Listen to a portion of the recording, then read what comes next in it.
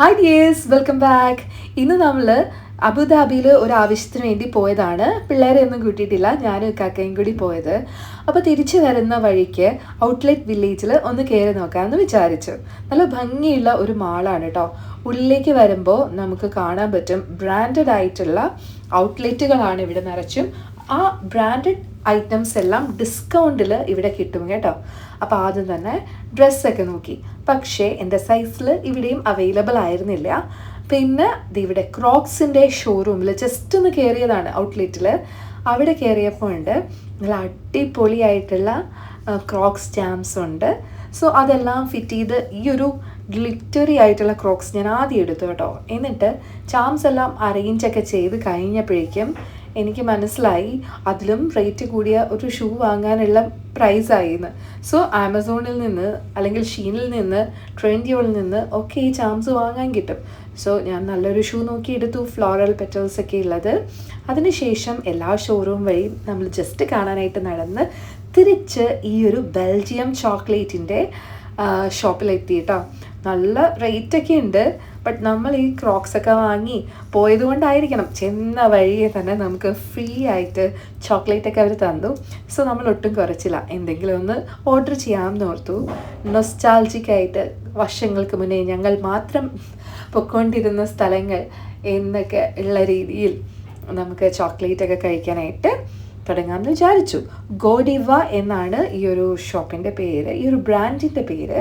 So ഇപ്പോൾ വൈറലായിട്ടുള്ള ആ ഒരു മാംഗോ ചോക്ലേറ്റ് തന്നെ എടുത്തു. പക്ഷേ ഇതിൻ്റെ ഉള്ളിൽ നല്ല ക്രീമി ആയിട്ടുള്ള എന്താണെന്ന് പറയുമോ, മാംഗോ അല്ല കേട്ടോ, അത് നമ്മുടെ ഫാഷൻ ഫ്രൂട്ടിൻ്റെ ആ ഒരു പൾപ്പാണ്. അതൊക്കെ കഴിച്ച് തിരിച്ച് വീട്ടിലെത്തി. അതിനുശേഷം ഇന്നൂസിനെയും ഇച്ചൂസിനെയും നമ്മൾ കൊണ്ടുപോയിട്ടില്ലല്ലോ. അപ്പോൾ അവരുടെ ഒരു സങ്കടം തീർക്കാനായിട്ട് അടുത്തുള്ള പാർക്കിലേക്ക് വന്നു. കുറച്ച് നേരം അവരുടെ കൂടെ ടൈം സ്പെൻഡ് ചെയ്യാനായിട്ട്. ഇച്ചു ആദ്യമായിട്ടാണെന്ന് പറയാം ഈ ഒരു കുറേ നാളുകൾക്ക് ശേഷം ഇങ്ങനെ ഇങ്ങോട്ടേക്കൊക്കെ ഇറങ്ങുന്നത്. പിന്നെ മാത്രമല്ല അവൾ ആദ്യമായിട്ടാണ് ഈ ഒരു നിലത്തൊക്കെ ഒന്ന് ഇരുത്താനായിട്ടൊരു അവസരം കിട്ടുന്നത് നമുക്കിവിടെ. സോ നമ്മൾ അവിടെ കൊണ്ട് ഇരുത്തി രണ്ടുപേരും കളിച്ചു. ഇന്നൂസ് മരത്തിലൊക്കെ കയറാനുള്ള ട്രെയിനിങ് ഒക്കെ ചെയ്ത് ഇവിടെ ഈ ഒരു ഫൗണ്ടെയിൻ്റെ അടുത്തേക്ക് കുറച്ച് നേരം നിന്നു കേട്ടോ. ഇത് അൽജാദ പാർക്കാണ്, നമ്മുടെ റൂമിൻ്റെയൊക്കെ അടുത്തായിട്ട് തന്നെ വരുന്നതാണ്. ഇവിടെ നല്ല അടിപൊളി വിശാലമായിട്ടുള്ള വാക്കിംഗ് ഏരിയ ഉണ്ട്, സ്കേറ്റിംഗ് ഏരിയാസൊക്കെ ഉണ്ട്. ഞാൻ മൊത്തത്തിലൊന്ന് കാണിച്ചു തരാം കേട്ടോ. ഇന്നത്തെ ക്ലൈമറ്റ് വലിയ കുഴപ്പമില്ല, നല്ല വെയിലൊക്കെ ഉണ്ടെങ്കിലും അത്ര ചൂടില്ല. സോ നമുക്കിനി കളിക്കുന്ന ഏരിയയിലേക്ക് പോവാം, പാർക്കിലേക്ക് പോവാം.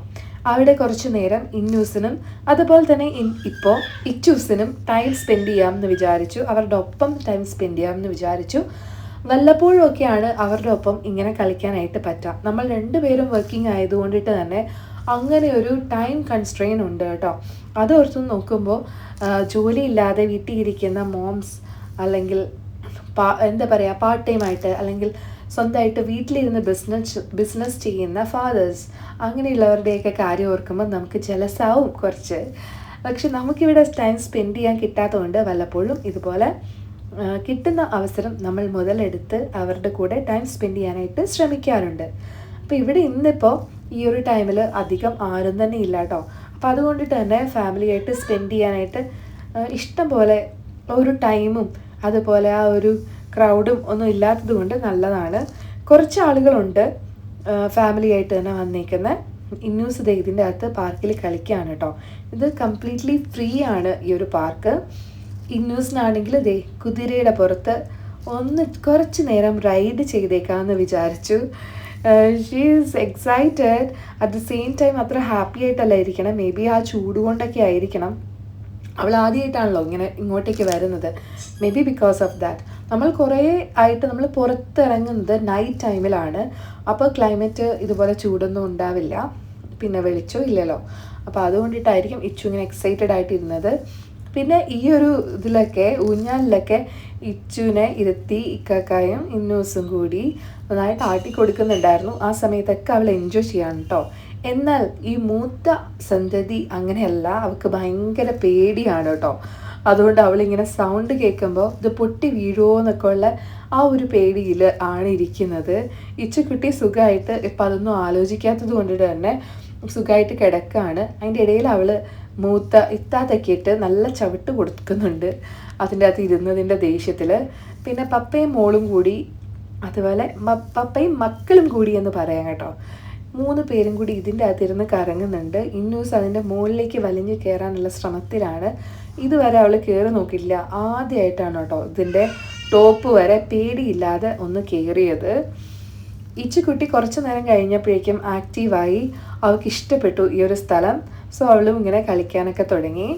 പിന്നെ കുറച്ച് നേരം ഇവിടെ സ്പെൻഡ് ചെയ്തതിന് ശേഷം നമ്മൾ വിചാരിച്ചു അടുത്ത സ്പോട്ടിലേക്ക് പോവാം, ഫുഡൊക്കെ കഴിക്കാനായിട്ട് പോവാം എന്നൊക്കെ. അപ്പോൾ ആ രീതിയിൽ നമ്മൾ പോവാണ്. ഇവരുടെ കളികളും ഒക്കെ കഴിഞ്ഞിട്ടുണ്ട്.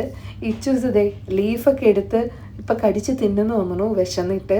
So it's the time to go back. അപ്പോൾ ഇന്നത്തെ വ്ലോഗ് ഇത്രയൊക്കെ ഉള്ളൂ.